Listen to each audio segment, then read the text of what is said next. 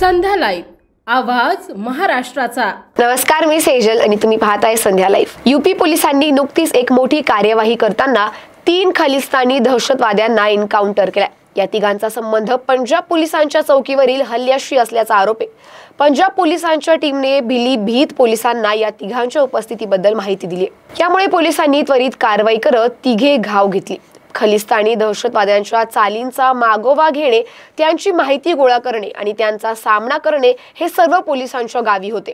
या एन्काउंटरमध्ये पोलिसांनी त्यांच्या ताब्यातून 2 AK-47 रायफली आणि 2 पिस्तुले जप्त केली।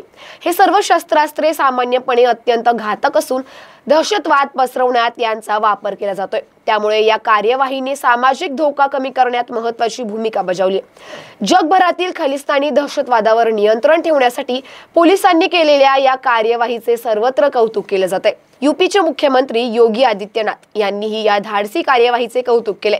योगी आदित्यनाथ यांनी नेहमीच दहशतवादाबद्दल कठोर भूमिका घेतली आहे। यावेळी सार्वजनिक सुरक्षेला प्राधान्य देणाऱ्या अशा कारवाई फक्त पोलिसांच्या कामगिरीचा दाखला नाही, तर तो एक सकारात्मक संदेश आहे की सरकार दहशतवाद व त्याला सहाय्य करणाऱ्यांना कडवे उत्तर देण्यास सिद्ध आहे, अशी भावनाही त्यांनी यावेळी व्यक्त केली आहे।